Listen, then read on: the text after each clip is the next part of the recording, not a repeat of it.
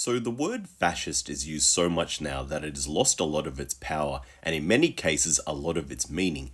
And boy are the actual fascists really happy about that. And it's not surprising that fascism is on the rise in the United States because, well, if we're being honest here, the US has always been fascist. Indigenous people and black people have been trying to warn you about that for 500 years. But it's interesting that fascism is also resurging in Europe because, well, frankly, you guys ought to know better. The last time fascism took hold in Europe is still in living memory, and when it happened, about 30 million Europeans were murdered under it.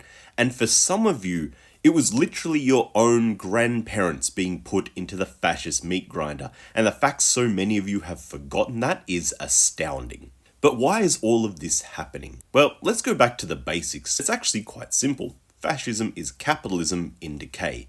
It is not a coincidence that the last time fascism came to power was just after the Great Depression. Fascism's job is to save capitalism and capitalists from socialism. The last time the economy started to collapse, the rich oligarchs got together and funded violent right-wing militias to take control of their various countries, namely the Black Shirts in Italy, the Sturmabteilung or SA in Germany, the Phalangists in Spain, and the Kodaha faction in Japan. And the jobs of those militias was to crush the labour movements that were building momentum as the economies were collapsing. And it was to make sure that all of the money in the country stayed in the hands of the oligarchs. Now, does that sound familiar?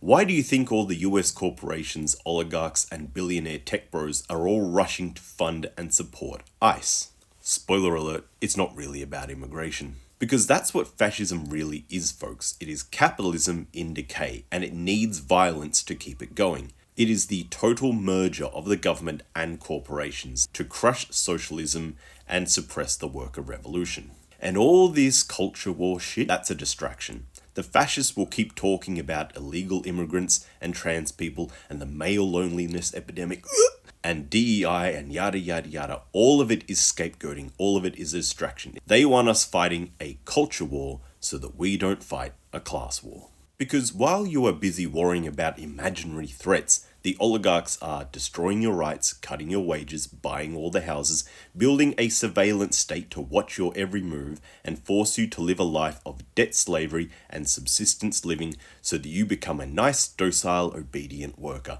cut off from your community and too alone to face the threat. Or, in a single word, fascism. Your enemy isn't immigrants or gay people or feminism or DEI. Quite the opposite, actually. Those are your allies, the only ones who can actually help you fight this. That's why they want you fighting each other.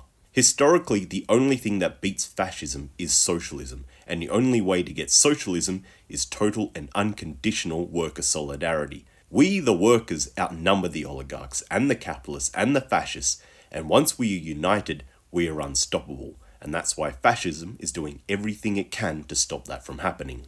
Anyway, if you want to know more about fascism and how it works, and you really should want that, else how else are you going to fight it, then check out the latest episode of the Triploi Podcast where I break it all down real simply.